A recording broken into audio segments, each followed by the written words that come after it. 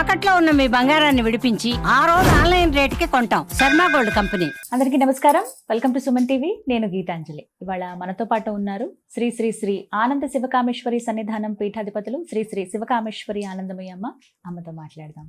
శ్రీమాత్రే నమః అమ్మ. శ్రీమాత్రే నమః అమ్మ, ఎన్నో సందేహాలు అడుగుతూ ఉంటారు. అందులో ఏంటంటే మామూలుగా ఇది మన అందరం గమనించేది. పలానా ఇళ్ళకి ఎక్కడికైనా వెళ్ళినప్పుడు కొన్ని ఫోటోలు గమనిస్తాం. హాల్లో చూడగానే దేవుడికి సంబంధించిన ఏవో అయినా ఫోటోలు ఉంటాయి. కొంతమంది ఏమో పలానా ఫోటోలు హాల్లో ఉంటే మంచిదండి, ఇంట్లో ఇవి పెట్టుకోవాలండి అని కొంతమంది చెప్తారు. అసలు ఈ ఫోటోలు ఇంట్లో పెట్టుకోవచ్చా, ఎందుకు పెట్టారా, అసలు చాలా ప్రాబ్లం అవుతుంది, తీసేయండి అని కొంతమంది. సెంటిమెంట్ గా ఉన్న కొంతమంది పెట్టుకుంటారు. ఎవరో గిఫ్ట్ ఇచ్చారని కొన్ని ఫొటోస్. ఇలా అసలు వెళ్ళగానే మనకి అసలు హాల్లో ఎటువంటి ఫోటోలు పెట్టుకోవచ్చు, దేవుడి ఫోటోలు పెట్టచ్చా అసలు? తప్పకుండా తెలియజేస్తాను తల్లి. సుమన్ టీవీ వీక్షిస్తున్న ప్రేక్షకులందరికీ కూడా శ్రీమాత్రే నమః. చాలా మంచి ప్రశ్న అడిగావు. ముందు దేవుడి గదిలో ఎన్ని ఫోటోలు ఉండాలి, ఏమేమి ఉంచుకోవాలో నేను చెప్తాను. దేవుడి గదిలో అక్కడి నుంచి వద్దాం. అలాగే దేవుడి గదిలో చాలా మంది ఏం చేస్తారంటే ఎక్కడ బాగుంటే అక్కడ ఫోటోలు కొనుక్కొచ్చి పెట్టేస్తూ ఉంటారు. శక్తి ఉత్పన్నం అయిపోతూ ఉంటుంది అక్కడ. ఫోటోయే కదా అని మీరు అనుకుంటారు. ఎప్పుడైతే దానికి బొట్టు పెట్టి కుంకుమ పెట్టి ఒక నివేదన చేసి ధూపం వేస్తూ ఉంటారో శక్తి ఉత్పన్నం అవుతుంది. చాలా లిమిట్గా ఉండాలి. చాలా లిమిట్గా ఉండాలి. మనకి శాంతపరిచేవి మాత్రం ఖచ్చితంగా ఉండాలి. అవి ఏంటో చెప్తాను చూడండి. లక్ష్మీదేవి నారాయణుడు, ముఖ్యంగా ఈశాన్య మూల శివ కుటుంబం, తర్వాత లక్ష్మీనారాయణుడు, తర్వాత హనుమంతుల వారు, రాముడు, తర్వాత రామలక్ష్మణులు, సీతాదేవి, హనుమంతుడు, ఆ తర్వాత గణపతి, ఆ తర్వాత లక్ష్మీనారాయణలు పెట్టుకున్నాక ప్రత్యేకించి మళ్ళీ లక్ష్మీదేవి అవసరం లేదు. లక్ష్మీనారాయణలు ఖచ్చితంగా ఉండాలి. దేవుడి గదిలో రాధాకృష్ణుని ఫోటో ఉండకూడదు. బాలకృష్ణుని కానీ కృష్ణుని కానీ పెట్టుకోండి. తర్వాత ఖచ్చితంగా ఉండవలసింది గృహస్థుకి రాతి గౌరీదేవి. అది పూజా మందిరంలో పెట్టుకోవాలమ్మా. స్త్రీ ఖచ్చితంగా ప్రతి మంగళవారము కుంకుమ పూజ చేసుకోవాలి. చక్కగా పసుపు రాసి బొట్టు పెట్టి ఆ గౌరీదేవికి చక్కగా కుంకుమ పూజ చేసుకోండి. ఎవరికైనా ఆచారం ఉంటే, ఇప్పుడు నన్ను మా అత్తగారు ఇచ్చారు. ఆచారం లేకపోతే మీకు దేవాలయాలకు వెళ్ళినప్పుడు చిన్న గౌరీదేవి, చిన్న రాతి వినాయకుడు దొరుకుతారు. రాయితో చేసిన ఉంటాయి అవి.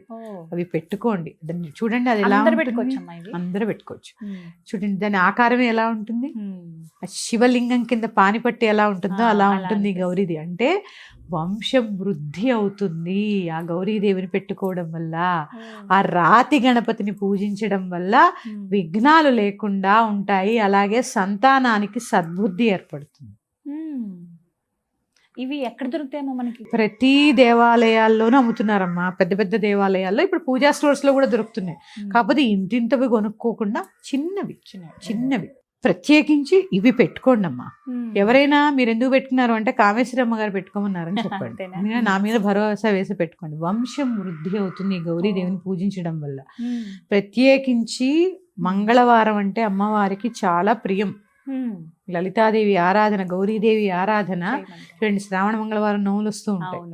ఆ మంగళవారం ఆ గౌరీదేవిని ఆరాధించడం వల్ల జీవితంలో దేనికి లోటు ఉండదు. అందుకని అలాగే స్త్రీ ముఖంలో మంగళవారం ఈ గౌరీదేవిని ఆరాధించడం వల్ల ఒకలాంటి కాంతి, ప్రశాంతత ఏర్పడతాయి. ఆ తర్వాత మీకు ఎవరికైనా పంచాయతనం అలవాటు ఉంటే ఇంతే ఉండాలమ్మా ఫోటోలు. ఇప్పుడు నేను ఈ పంచాయతనం ఎందుకంటున్నాను, మీకు లేకపోయినా కూడా 5 రకాలే ఉండాలి. ఏంటి? ఆదిత్యాంబిక విష్ణు గణనాథ మహేశ్వర.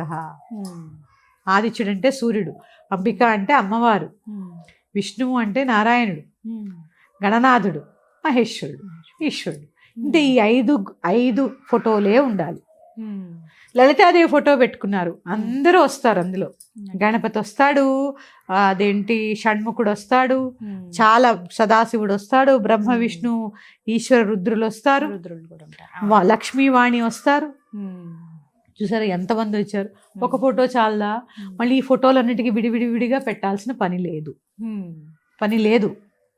చెప్పాను కదమ్మా, మనం చేసే, నీకు అమ్మవారి ఇష్టమా, అమ్మవారిని మధ్యలో పెట్టుకుని చిన్న ఫోటోలు, రాముడిని కానీ కృష్ణుడిని మాత్రం అమ్మ బాలకృష్ణుడిని ఇంట ఉంచుకుంటే పుత్ర పౌత్రాభివృద్ధి కలుగుతుంది, సంతాన సమస్యలు ఉండవు ఆ ఇంట.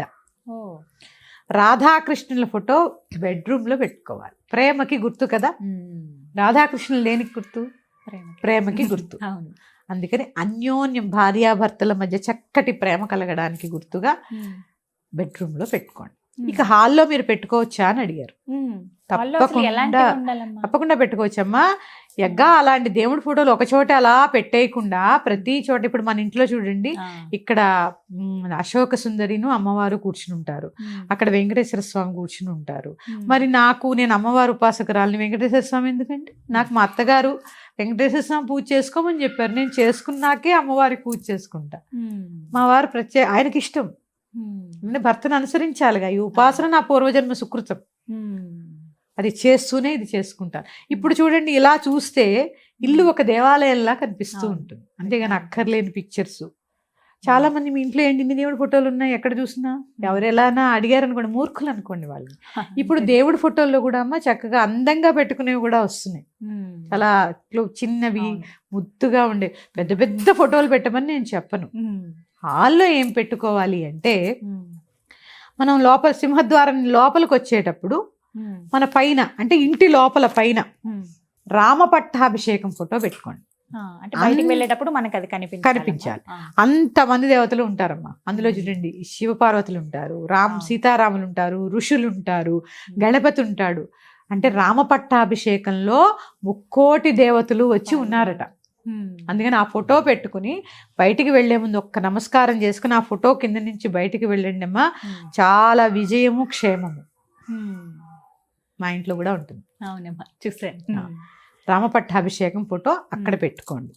తర్వాత ఇక ఇంటికి ఈశాన్య మూల ఖచ్చితంగా ఒక శివుడి ఫోటో, శివ కుటుంబం పెట్టుకుంటే ఇంకా మంచిది. శివుడి ఫోటో, ఈశాన్యం శివస్థానం కదా, అందుకని ఆ శివుడి ఫోటో. ఇట్లా ఒక్కొక్క చోట ఒక్కొక్క గదిలో మన ఇష్టం. ఓ చిన్న, చాలా మంది ఇంకేం చేస్తుంటారు, గుమ్మం ఎదురుగుండా గుమ్మం ఉంటుంది చాలా మందికి, ఆ గుమ్మ లోపలికి రాగానే ఆపోజిట్ లో చిన్న ఆంజనేయ స్వామి ఫోటో పెడుతూ ఉంటారు. పెట్టుకోండి, చాలా మంచిది. దుష్ట శక్తులు రావు ఇంట్లోకి. అంటే నీ భక్తి ఎలా ఉంది, దేవుడు గది ఫోటోలతో అన్ని నింపేయకుండా ఈ పూజకి మాత్రం పంచాయతనమే ఉండాలి. అది కూడా ఒక్కొక్కటే ఉండాలమ్మా, ఒక్కొక్క గణపతే ఉండాలి. ఎడమ తొండం కలిగినటువంటి గణపతి చాలా విశేషం. ఎడమ తొండం ఎడమ వైపు ఉన్న గణపతి చాలా విశేషం. తర్వాత చెప్పానుగా, ఆదిత్య, అంబిక, విష్ణు, గణనాథ, మహేశ్వర. ఇది నేను ప్రతిపాదించింది కాదు, శంకర భగవత్పాదులు చెప్పినటువంటి.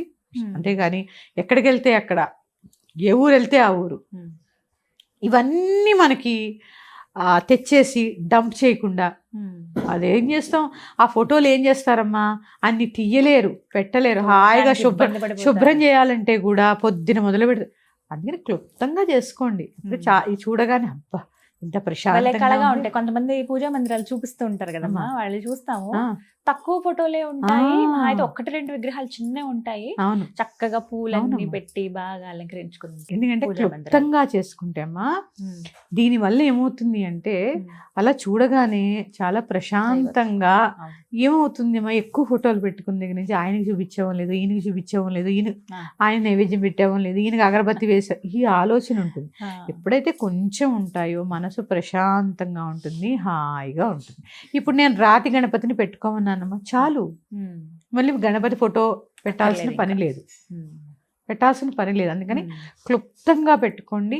ఆరోగ్యము, ఆనందము, ఇంటికి తేజస్సు. ఇవి పెట్టుకున్నాక ఖచ్చితంగా చేయవలసిన పని ఏంటి అంటే, ఫోటోలు పెట్టేస్తాం బాగా, నిత్యం ఇంట్లో ఒక దీపం వెలిగించండి, ఒక పువ్వు పెట్టండి, పంచపూజలు చేసుకోండి. ఏమేంటి, గంధం, పుష్పం, ధూపం, దీపం, నైవేద్యం పెట్టి హాయిగా ఒక నమస్కారం. మీకు ఏ మంత్రం రావక్కర్లా, ఇవి చేపించండి. అగరబత్తి చూపిస్తున్నాను అంతే కదా. ధూపం ఆగ్రాపయామి అంటే అర్థం ఏంటి తెలుసమ్మా, ఆగ్రాపయామి అంటే ఇలా తిప్పడం కాదు, ఆగ్రాపయామి అంటే చూపించడం. ధూపం చూపిస్తున్నాను, దీపం చూపిస్తున్నాను, నివేదన చేస్తున్నాను, అయిపోయే పూజ.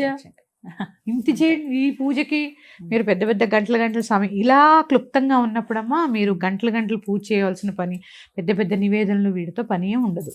హాయిగా ప్రశాంతంగా చేసుకోవచ్చు, ఆనందంగా సంతోషంగా ఉంచుతాయి ఇవి మనల్ని. చక్కగా వివరించారు, పెద్ద సందేహం తీర్చారు. లక్ష్మీనారాయణ ఫోటో కూడా ఖచ్చితంగా దేవుడి మందిరంలో ఉండాలి. చక్కగా వివరించారమ్మా, ధన్యవాదాలు. శ్రీమాత్రే నమః తల్లి.